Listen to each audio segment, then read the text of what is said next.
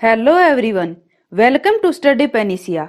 आज की इस वीडियो में मैं आपको एचएससी फार्मासिस्ट एग्जाम के हरियाणा जीके और कंप्यूटर के क्वेश्चन कराऊंगी और उन क्वेश्चन से रिलेटेड कुछ इंपॉर्टेंट पॉइंट भी करेंगे।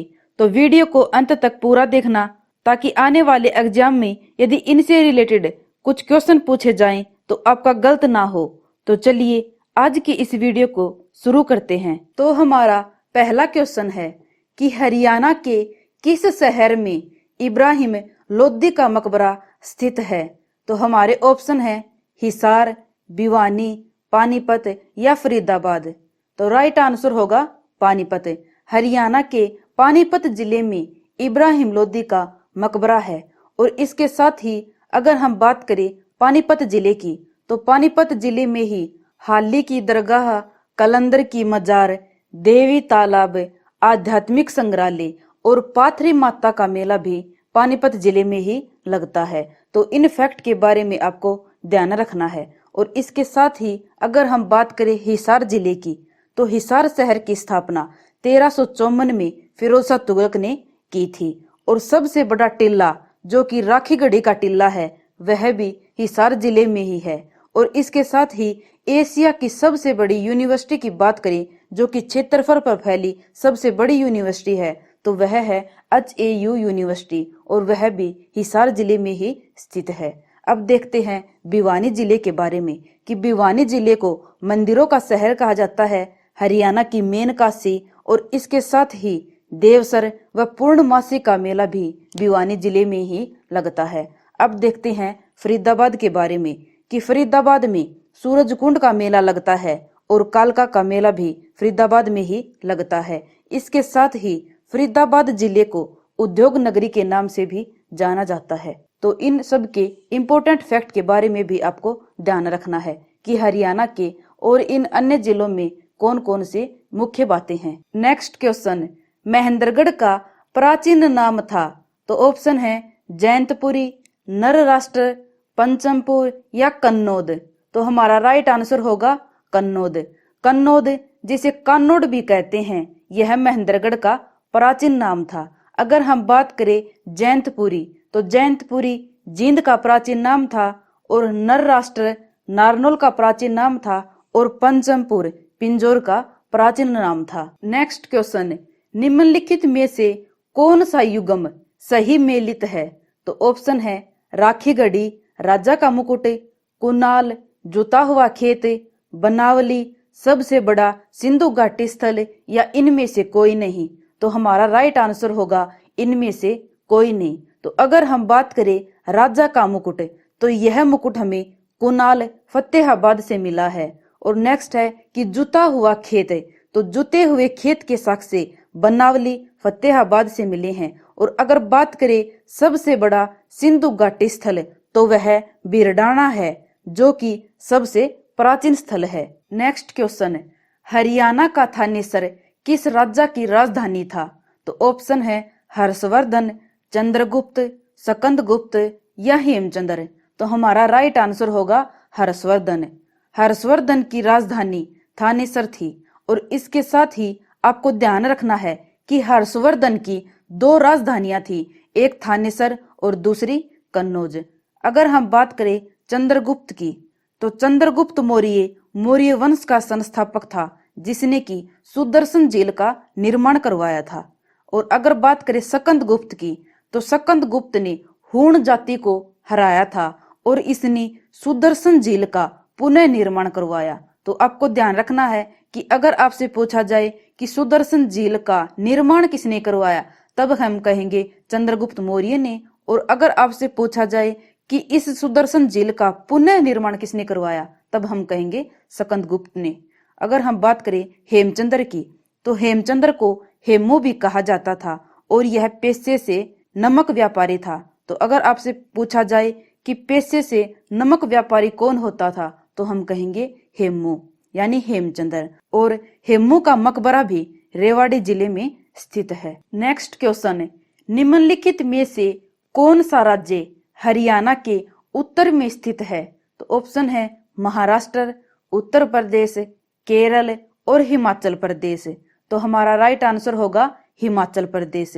हिमाचल प्रदेश हरियाणा के उत्तर पूर्व में स्थित है।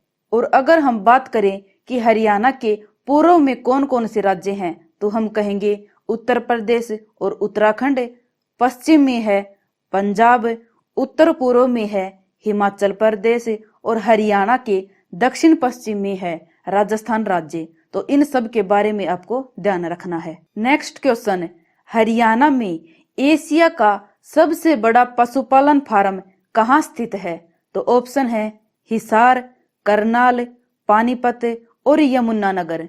तो हमारा राइट आंसर होगा हिसार।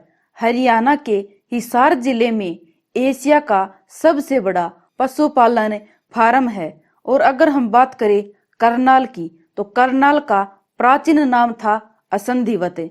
और अगर बात करें पानीपत की, तो पानीपत का प्राचीन नाम पाणप्रस्थ और यमुनानगर का प्राचीन नाम अब्दुल्लापुर होता था। तो इन सब के बारे में भी आपको ध्यान रखना है। नेक्स्ट क्वेश्चन, अरावली श्रेणियां हरियाणा के किस भाग से गुजरती हैं? उत्तरी, दक्षिणी, पूर्वी या इनमें से कोई नहीं? तो हमारा आंसर होगा दक्षिणी। हरियाणा के दक्षिणी भाग से अरावली की श्रेणियां गुजरती हैं। और अगर हम बात करें कि अरावली की श्रेणियां हरियाणा के कुल क्षेत्रफल का कितने प्रतिशत घेरे हुए हैं, तो हम कहेंगे 1.38% कि अरावली की पहाड़ियां हरियाणा के कुल क्षेत्रफल का 1.38% हैं। और इसके साथ ही अगर हम बात करें कि हरियाणा के उत्तर पूर्व में कौन सी पहाड़ियां हैं, तो तब हम कहेंगे शिवालिक की पहाड़ियां।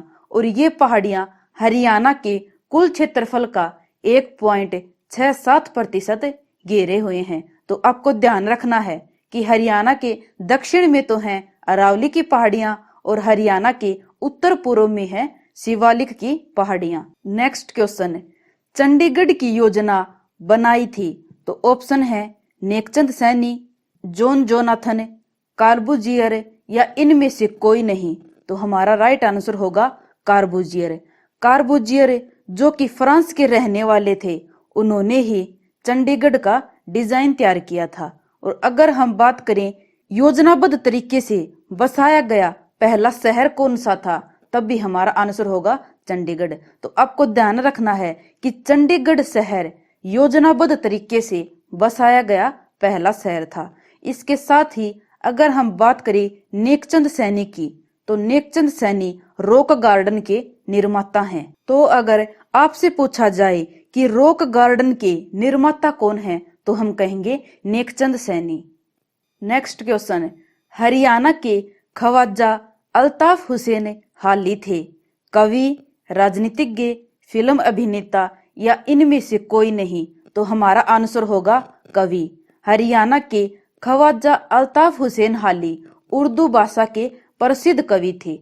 और इसके साथ ही अगर हम बात करें तो ख्वाजा अल्ताफ हुसैन हाली का जन्म 1837 में हुआ और इनकी मृत्यु 1914 में हो गई। तो आपको ध्यान रखना है कि ख्वाजा अल्ताफ हुसैन हाली उर्दू भाषा के कवि थे। नेक्स्ट क्वेश्चन, हरियाणा साहित्य अकादमी की स्थापना किस वर्ष में हुई? तो ऑप्शन है 1965, 1972, 1970 और 1983। तो हमारा राइट आंसर होगा 1970।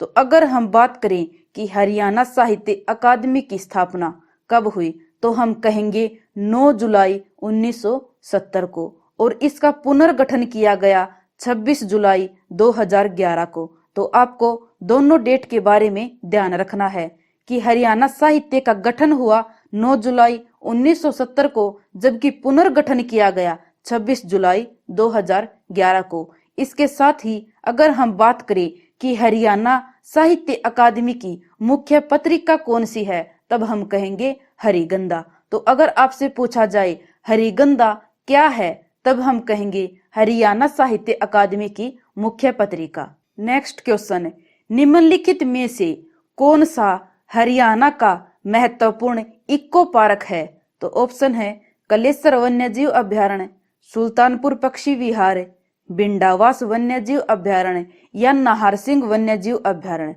तो हमारा आंसर होगा सुल्तानपुर पक्षी विहार। सुल्तानपुर पक्षी विहार ही हरियाणा का महत्वपूर्ण इको पार्क है। इसके साथ ही अगर हम बात करें तो यह सुल्तानपुर पक्षी विहार गुरुग्राम जिले में स्थित है और इसे पक्षियों का स्वर्ग भी कहा जाता है। तो आपको ध्यान रखना है कि पक्षियों का स्वर्ग सुल्तानपुर पक्षी विहार को कहा जाता है और इसमें ही हरियाणा का महत्वपूर्ण इको पार्क है। और अगर बात करें कलेसर वन्यजीव अभ्यारण्य की तो यह हरियाणा के यमुनानगर जिले में है। और नेक्स्ट है बिंडावास वन्यजीव अभ्यारण्य, यह झज्जर जिले में स्थित है और बिंडावास वन्यजीव अभ्यारण्य अपनी सुंदर झील के लिए काफी प्रसिद्ध है। तो इस फैक्ट के बारे में भी आपको ध्यान रखना है कि अगर आपसे पूछा जाए कि हरियाणा का कौन सा वन्यजीव अभ्यारण्य अपनी सुंदर झील के लिए प्रसिद्ध है तो हम कहेंगे बिंडावास वन्यजीव अभ्यारण्य, जो कि झज्जर जिले में है। नेक्स्ट है नाहरसिंह वन्यजीव अभ्यारण्य, यह अभ्यारण्य हरियाणा के रेवाड़ी जिले में है। Next question, Haryana power generation corporation limited का गठन कब हुआ?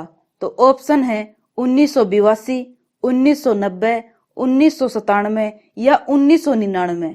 तो हमारा राइट आंसर होगा 1997। 1997 में ही Haryana power generation corporation limited का गठन हुआ था। नेक्स्ट क्वेश्चन, हरियाणा का राज्य पक्षी है मोर, कबूतर, तोता या ब्लैक फ्रैंकोलिन?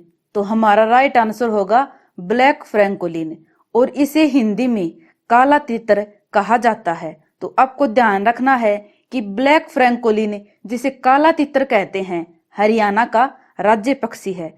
अगर इसके साथ ही बात करें कि हरियाणा का राजकीय पशु कौन सा है, तब हम कहेंगे ब्लैक बक यानी काला हिरन। और राजकीय फूल है कमल और राजकीय खेल है कुश्ती। तो इन सब के बारे में भी आपको ध्यान रखना है। नेक्स्ट क्वेश्चन, प्रसिद्ध बॉलीवुड अभिनेत्री जूही चावला हरियाणा के किस जिले से संबंधित है? ऑप्शन है अंबाला, हिसार, रोहतक और सोनीपत। तो हमारा राइट आंसर होगा अंबाला। हरियाणा के अंबाला जिले से प्रसिद्ध अभिनेत्री जूही चावला का संबंध है। इसके साथ ही अगर हम बात करें ओमपुरी और सुषमा स्वराज, तो इन दोनों का संबंध भी अंबाला जिले से ही था। तो इन दोनों के बारे में भी आपको ध्यान रखना है। नेक्स्ट क्वेश्चन, हरियाणा में शीतला माता का मेला निम्नलिखित में से किस जिले में आयोजित होता है? तो ऑप्शन है हिसार, अंबाला, गुरुग्राम या पानीपत। तो हमारा राइट आंसर होगा गुरुग्राम। हरियाणा के गुरुग्राम जिले में शीतला माता का मेला लगता है। और अगर हम बात करें हिसार जिले की कि हिसार जिले के मुख्य मेले कौन कौन से हैं, तो हम कहेंगे हनुमान जी का मेला और शिवरात्रि का मेला। अगर बात करें अंबाला जिले की तो अंबाला में तीज का मेला और दुर्गा अष्टमी का मेला लगता है। नेक्स्ट है पानीपत, तो पानीपत में कलंदर की मजार और पाथरी माता का मेला लगता है। तो इन सब के बारे में भी आपको ध्यान रखना है। नेक्स्ट क्वेश्चन, निम्नलिखित में से कौन सा हरियाणा का 22वां जिला है? तो ऑप्शन है पानीपत, चरखी दादरी, पलवल या सोनीपत। तो हमारा राइट आंसर होगा चरखी दादरी। चरखी दादरी हरियाणा का 22वां जिला बना। और अगर बात करें इसकी स्थापना की तो चरखी दादरी जिले की स्थापना 16 नवंबर 2016 को की गई थी और एचएससी ने इसे दिसंबर 2016 माना है। तो दोनों डेट के बारे में आपको ध्यान रखना है।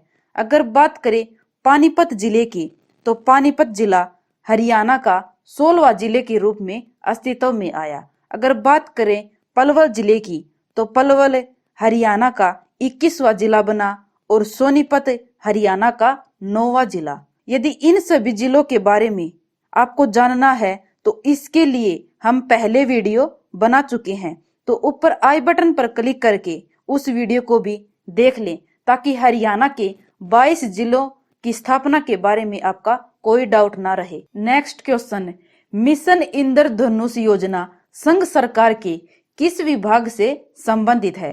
तो ऑप्शन है स्वास्थ्य व परिवार कल्याण से, शिक्षा, परिवहन या इनमें से कोई नहीं। तो हमारा राइट आंसर होगा स्वास्थ्य व परिवार कल्याण। तो आपको ध्यान रखना है कि मिशन इंद्रधनुष योजना का संबंध संघ सरकार की योजना स्वास्थ्य व परिवार कल्याण से है। नेक्स्ट क्वेश्चन है, निम्नलिखित में से कौन सा हरियाणा के 10 नए उपमंडलों में शामिल नहीं है? तो ऑप्शन है बड़खल, नारनौंद, मुनाक या बादली। तो हमारा राइट आंसर होगा मुनाक।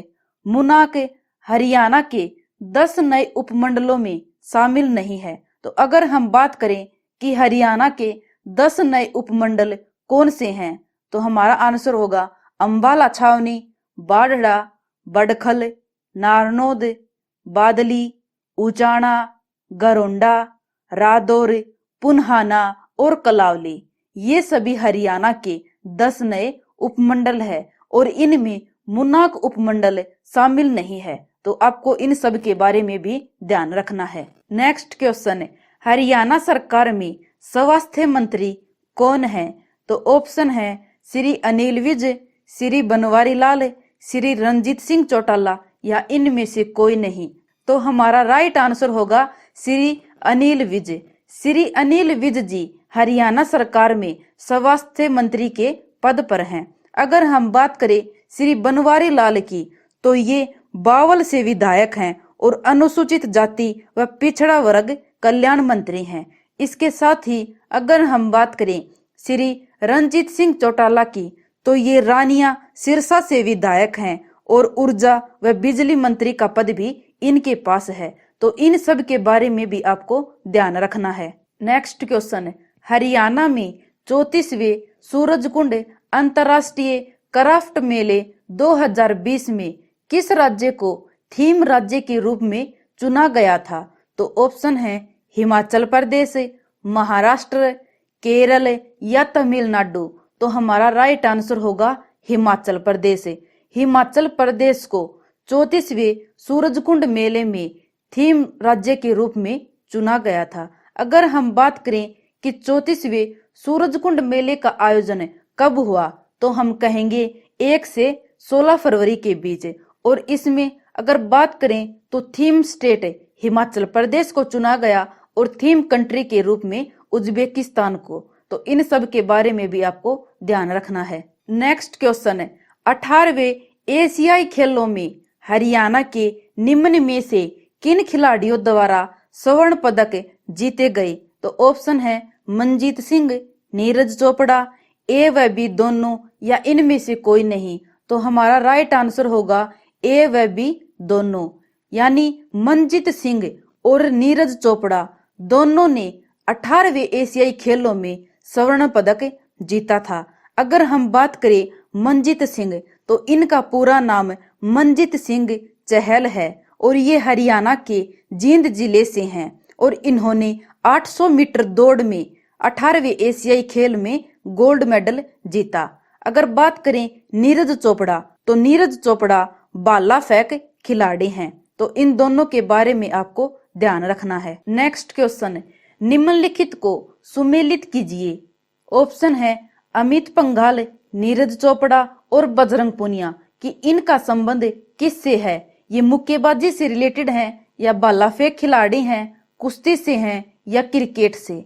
तो हमारा राइट आंसर होगा ए, अमित पंघाल मुक्केबाजी के खिलाड़ी हैं और नीरज चोपड़ा का संबंध भाला फेंक से है और बजरंग पुनिया कुश्ती से संबंधित हैं। तो इन सब के बारे में आपको ध्यान रखना है। नेक्स्ट क्वेश्चन, प्रथम वाणिज्यिक उत्पादित कंप्यूटर था। ऑप्शन है IBM, MIPS, यूनिवेक प्रथम या एडसेक। तो हमारा राइट आंसर होगा यूनिवेक प्रथम। यूनिवेक प्रथम बिजनेस के लिए बनाया गया पहला कॉमर्शियल कंप्यूटर था। और अगर हम बात करें इसकी फुल फॉर्म की, तो यूनिवेक प्रथम का नाम है यूनिवर्सल ऑटोमेटिक कंप्यूटर और इसके आविष्कारक की बात करें तो वह हैं जॉन वॉन न्यूमैन। तो आपको ध्यान रखना है कि यूनिवेक यानी यूनिवर्सल ऑटोमेटिक कंप्यूटर और जो कि को पहला कॉमर्शियल कंप्यूटर था और इसका आविष्कारक जॉन वॉन न्यूमैन ने किया। इसके साथ ही अगर हम बात करें एडसेक कंप्यूटर की, तो इसका आविष्कार भी जॉन वॉन न्यूमैन ने ही किया था। तो इन दोनों के बारे में भी आपको ध्यान रखना है कि यूनिवैक प्रथम और एडसक दोनों कंप्यूटर के आविष्कारक जॉन वॉन न्यूमैन हैं। नेक्स्ट क्वेश्चन, वेबसाइट में प्रथम पेज जिसे आप सामान्यतः देखते हैं उसे क्या कहा जाता है? तो ऑप्शन है होम पेज है, मास्टर पेज है, व्यू पेज है या बैनर पेज है। तो हमारा राइट आंसर होगा होम पेज। वेबसाइट में जो प्रथम पेज होता है उसे होम पेज कहा जाता है। नेक्स्ट क्वेश्चन, कंप्यूटर में सीपीयू का पूर्ण रूप क्या है? ऑप्शन है central picture unit, central processing unit, computer processing unit या इनमें से कोई नहीं। तो हमारा आंसर होगा सेंट्रल प्रोसेसिंग यूनिट। तो सीपीयू का पूरा नाम सेंट्रल प्रोसेसिंग यूनिट है। इसके साथ ही अगर हम बात करें तो सीपीयू के दो भाग होते हैं, एएलयू और सीयू। एएलयू का मतलब है अर्थमेटिक लॉजिक यूनिट और सीयू का मतलब है कंट्रोल यूनिट। सो फ्रेंड्स, आज के लिए बस इतना ही। उम्मीद है कि आपको सभी क्वेश्चन अच्छे से समझ आ गए होंगे। तो अगर आपको वीडियो पसंद आई हो तो वीडियो को ज्यादा से ज्यादा लाइक करें, शेयर करें और आपके अपने YouTube चैनल स्टडी पैनेसिया को भी सब्सक्राइब करना ना भूलें ताकि लेटेस्ट वीडियो आपको सबसे पहले मिले।